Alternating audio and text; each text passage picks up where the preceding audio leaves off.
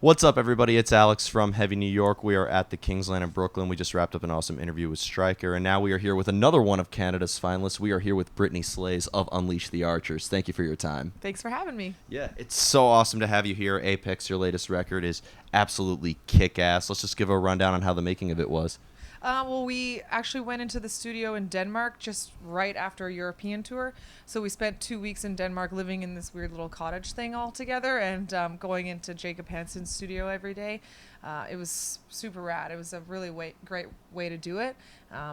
We wrote everything before we got there because, we knew we were going to be on tour and we weren't going to have time to pre-produce beforehand. So we wrote everything, went on tour, and then hit the studio right away. And we were in like tip-top shape after being on the road for 3 weeks. So, it was a super rad experience. Jacob's amazing. He's just very, very talented when it comes to heavy metal. Yeah. So, we all And you're in we had a really good Scandinavia, time. Yeah, too, exactly. so. Yeah, it was really nice. It was like wintertime, too, so it was really like chilly, and we had like a wood burning fireplace and everything. It was awesome. You officially have the most metal recording story of the 200 interviews I've done. Congratulations. That is the one everybody has to beat. Awesome. Good job. Nice. Now, was this record intended to be like a direct follow-up to Time Stands Still, or did you want this record to kind of stand out on its own? No, it wasn't. Time Stand Still was kind of like a little bit of an amalgamation of the first lineup of the band. So there's a couple tracks in there that have our old guitar player on them. I mean, like, not recorded. We all, the current lineup recorded, but he did some of the writing on it. And so it's kind of like a little bit of old UTA and new UTA, whereas Apex was all this, this core writing group that we have now together. So it wasn't really a follow-up to Time Stands Still. It was kind of like we were super excited to write a record together is really all that it was about. And I knew that I wanted it to be a concept record right from the get-go. I was like, you guys, I'm sorry to be nerdy here, but we're doing a concept album. And so we wrote the story beforehand and then wrote all the melodies around the story just so they kind of would capture the emotion and just the whole aspect of the storytelling side of it. And then and then the rest of it just kind of came together. You just led me right into my next question because being the vocalist, I know that there was like a concept behind this record. So obviously you had the concept in mind. Did the band kind of like write the music according to that concept? Yes. Or so it was like nothing like they've ever done before, right? Right. No, we've never written like that before. It was always just kind of like we'd bring a riff, jam on it, and then I'd be like, it sounds like, a piratey song. I'm going to sing about the ocean or whatever. But with this one, it was each song was a chapter in the story. And so I was like, okay, chapter 1, the guy wakes up in a mountain. He's like super excited to be awake. But it's also like, oh, crap, I'm back to work again because this guy was cursed to serve whoever awakens him. So I was like, it needs to be really fast, upbeat, but still also have these kind of darker undertones. And that was kind of the way we did it all through the whole album. So that each track is written around the story and around the way we want the listener to feel when they listen to the song. So it was very much a more cohesive record than anything we've ever done before.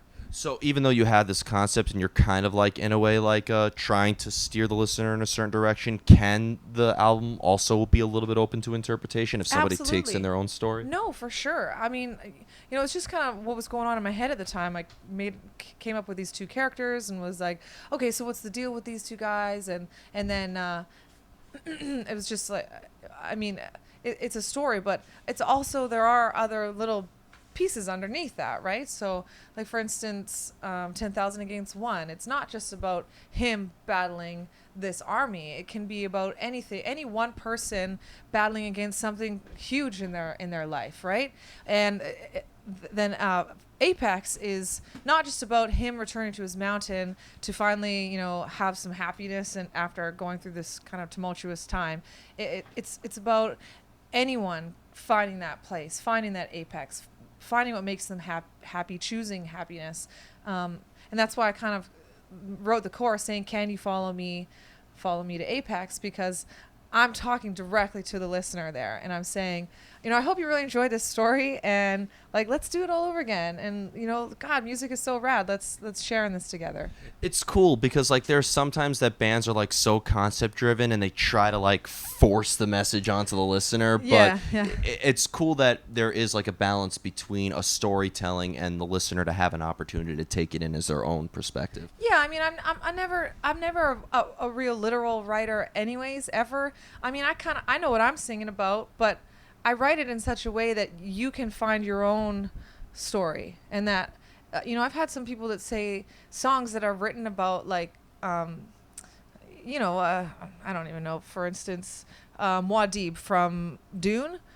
I wrote a song about him, but then someone else says that it really helped them like deal with the death of a family member, and I'm like, oh, okay, like it's.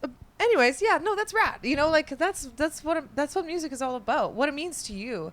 It doesn't matter that you don't interpret it the way I interpret it, because there are no rules with music. So Exactly. if it speaks to you in this way, then goddamn it, that's what it means. Of course, of course. Now, being that obviously, as I mentioned before, you had this concept in mind, but do you have to like hear music in order to get the lyrics fully in there? Or Yeah. okay, The lyrics are the last thing I do. And even sometimes, like, we'll have the song way written, and the boys will be like, well, what are the words? And I'm like, I don't know. I'm just, let me, like, I chew over it for a long time, and I want to make sure that it's perfect. And I don't push or force anything ever. So, I mean, there's some points where, a lot of times I'll just kind of start with gibberish, and then the words will come out based on, how, whether or not a particular vowel will work for this part or that kind of thing, like, ooh, I'm not going to sing an E on that high note, so it's going to be more of an ah vowel. So what word can I sing there? That kind of stuff. But then also sometimes, like in this case, I knew exactly what the story was, and it was just a matter of finding the right words. So, like, the thesaurus was my best friend on this album. So a lot of times I was just kind of like, okay, so he's feeling like really conflicted. I was like, but the conflicted doesn't work there. So what's the word that I'm looking for? And you just kind of massage it. And it's like poetry. You can't force it. And no matter what you think is like, oh, I really want to say this word in this song. If it's not working, it's not working.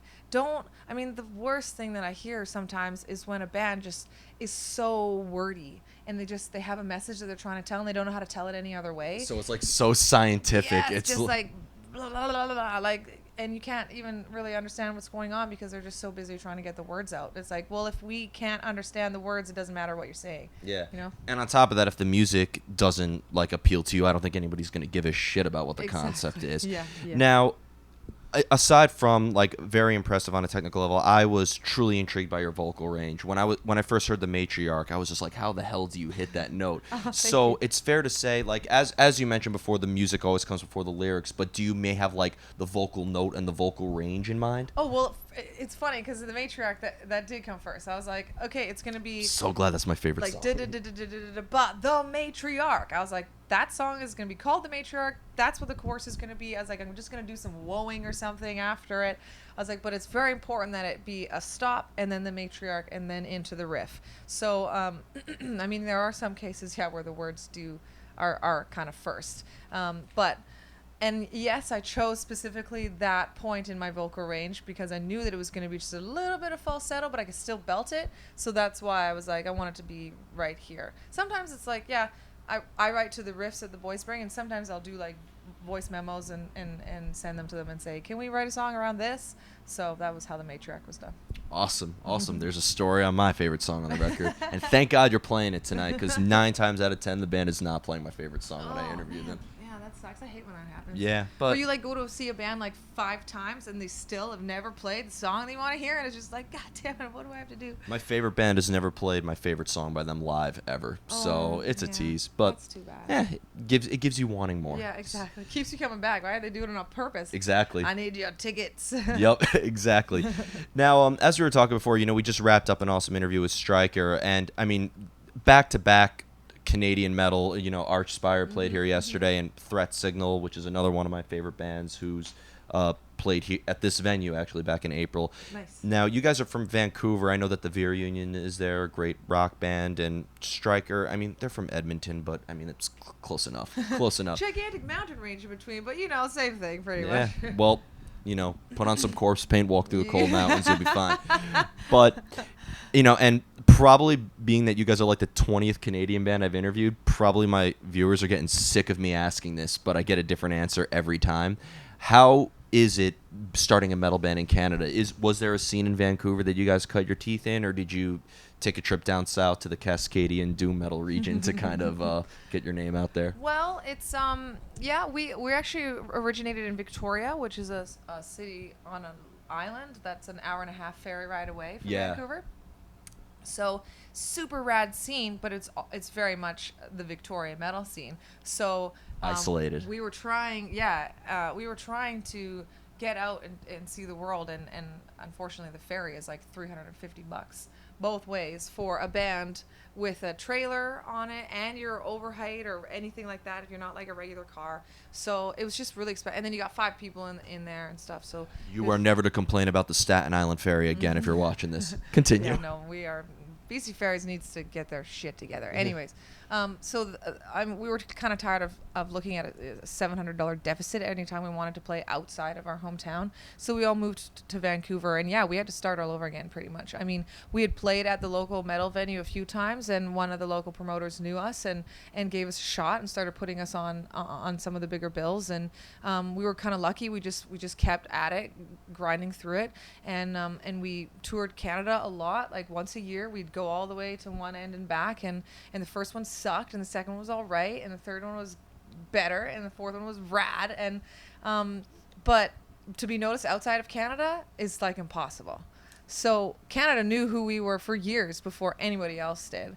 And then we put out a music video for General of the Dark Army, and then only then did we start gaining international recognition. And so we were like, okay, well, some people are starting to know who we are. And then we went through the horrible visa process to get into the States and did the same thing there. Just ran the gauntlet over and over again until people started to figure out who we were. And so super rad, but very isolated up in Canada. Yeah, it's like that a lot in New York with some local bands. Like sometimes to them, going overseas is just going to Staten Island. Yeah. Well, that's that's what Test Your Metal is about. It's about getting off your butt and stop being hometown heroes and play. Yeah, it's hard, especially when you live in the city where there's venues everywhere. So many people, different faces. There's so many venues that it's never hard to like play at one other venue. Like there's always a place to play a show. But damn, and then when a band that might be a hometown hero here plays in like Virginia for the first time, and like feels the pain. There's 2 people there, and they get a beer bottle thrown at them. There's definitely some fragile ego shattered there. You just never want to leave home again. But that's how it's done. But once you distance yourself far enough, you make it. Yeah. So before we go, I want to thank you so much for your time. This is, again, everybody's so stoked. The line outside, I don't know if you saw. It's crazy. Rad. Yeah, this is a small venue, but they have. Be hot. Yeah, this is a small ass venue, but they have pretty kick-ass shows here. So. Oh, all right. I'm stoked. But obviously Apex, which just came out in 2017, I know you're heading to 70,000 Tons of Metal. Yes. Speaking of going outside your hometown. Yeah. Yeah. Haiti. We're going to Haiti this time. It'll be awesome. I'm so excited. It'll be awesome. Just is there anything we could be expecting from Unleash the Archers in 2019? We're going to be doing a little EP, just tiny little thing, and we'll probably be putting that out like late spring, and then going to take a break, have an actual summer for the once in our lives, and then start writing the next record. Awesome. Well, Brittney, thank you so much for your time. Thank you so much. Everybody, we are here with Brittney Slays of Unleash the Archers. Apex out now on Napalm Records. Pick it up if you haven't already. And if you're going to be on 70,000 Tons of Metal, be sure to catch them. This is Alex from Heavy New York. We'll see you next time.